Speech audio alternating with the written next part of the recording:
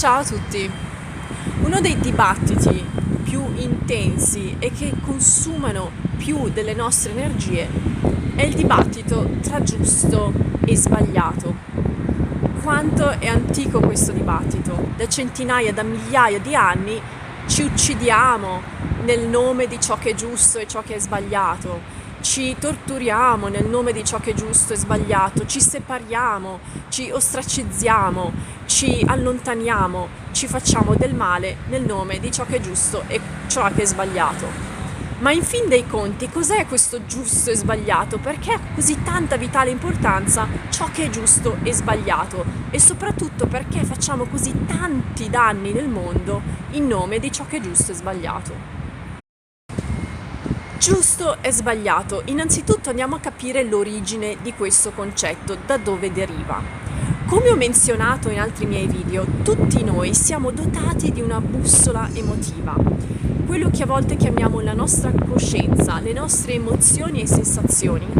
E queste emozioni ci danno sempre un'indicazione di quando stiamo seguendo una strada che è giusta o stiamo facendo una decisione che è giusta, un'azione che è giusta per noi e quando invece il contrario. Ad esempio, quando seguiamo una strada che è veramente giusta, che è con noi, che è veramente allineata con la nostra parte più alta, con la nostra verità più pura, sentiamo gioia profonda, sentiamo felicità, sentiamo passione, sentiamo ispirazione.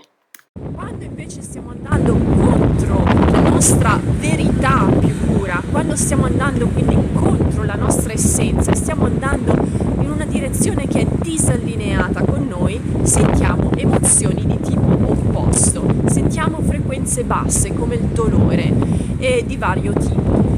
Per esempio sentiamo sensazioni di ingiustizia, di rabbia, di dolore, di abuso, eccetera.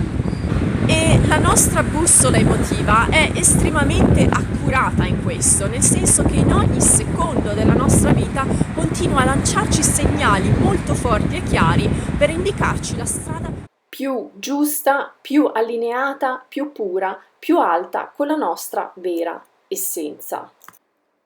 Ma ovviamente c'è sempre un ma, perché, come ho anche menzionato, purtroppo durante la nostra crescita, da piccoli, questa nostra bussola emotiva viene manomessa, viene disinnescata, viene offuscata, viene corrotta.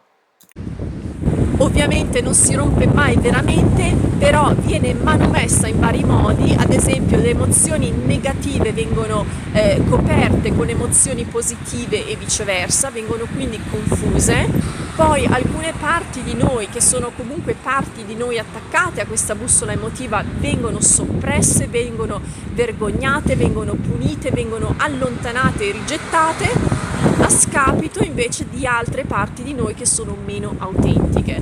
E quindi la nostra bussola emotiva viene distorta, viene compromessa, viene corrotta. Ma ovviamente noi sentiamo tutto questo perché anche questa distorsione viene percepita dalla nostra bussola emotiva e quindi da qualche parte dentro di noi sentiamo queste sensazioni che qualcosa non va, qualcosa è distorto, che c'è un senso di ingiustizia, un senso di abuso, anche se in teoria stiamo seguendo tutti gli insegnamenti che ci sono stati dati, stiamo facendo ciò che ci dice la società, ciò che ci ha detto la famiglia, i genitori, la scuola, eccetera. Ma quindi, se sentiamo questa sensazione sconfortante dentro di noi, cosa facciamo? Siccome, come ho già menzionato tante volte, la maggior parte di noi non è molto conscia riguardo a come funzionano le nostre emozioni, a riguardo alle nostre parti soppresse, le parti che appunto sono state represse nell'inconscio, manomesse, corrotte, distorte, quindi i nostri pensieri tossici e distorti, eccetera. La maggior parte di noi non si rende conto di questo perché è diventato un automatismo completamente inconscio. E quindi cosa fa? Da una parte sente questa sensazione che qualcosa non va, ma anziché rendersi conto che questa sensazione arriva da dentro di noi, perché siamo noi che stiamo agendo contro di noi, cercano di modificare questa sensazione partendo da fuori. Ovvero, come ho spiegato in un altro mio video, La nostra realtà è uno specchio di ciò che noi siamo, di ciò che sentiamo. E quindi tutto ciò che noi vediamo nella nostra realtà è un riflesso delle nostre sensazioni interne, delle nostre emozioni interne. E quando non siamo particolarmente consci, confondiamo il riflesso che vediamo con le nostre emozioni interne. Confondiamo il riflesso con lo specchio.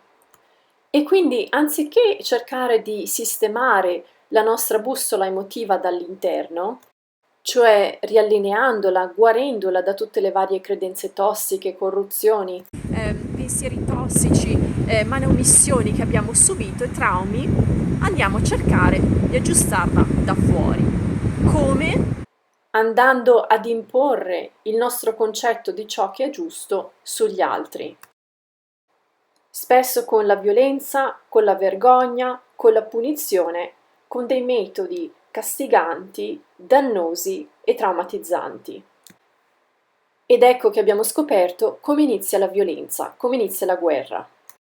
Tra l'altro, la cosa ironica è che spesso il concetto di giusto e sbagliato che cerchiamo di imporre sugli altri non è neanche il nostro, ma è quello che è stato imposto su di noi. Quindi stiamo ritraumatizzando il nostro trauma, stiamo riproducendo la nostra distorsione interna cercando di forzarla sugli altri, il che è estremamente dannoso. Quindi, ad esempio, anziché ispirare gli altri, magari con una nostra coscienza, consapevolezza, intuizioni che abbiamo acquisito riallineando la nostra vera bussola, quello che io chiamo il vero leadership, cerchiamo di imporci sugli altri, dominandoli, controllandoli, decidendo per gli altri che cosa devono fare e cercando di imporre sugli altri ciò che noi riteniamo debba essere giusto o sbagliato per loro, per cercare di compensare a quel senso che abbiamo interno della nostra bussola emotiva disallineata, quel senso primordiale di ingiustizia che abbiamo dentro di noi e che sentiamo per un ottimo e valido motivo, ma non per quello perché pensiamo, cioè per imporre sugli altri cosa debba essere giusto o sbagliato per loro, ma perché è la nostra bussola emotiva che è distorta e siamo noi che stiamo facendo qualcosa, stiamo agendo, muovendoci e pensando in una maniera che è sbagliata per noi stessi. Con questo è tutto, spero che questo video vi sia stato utile, ci vediamo al prossimo video e intanto vi auguro una bellissima giornata. Ciao ciao!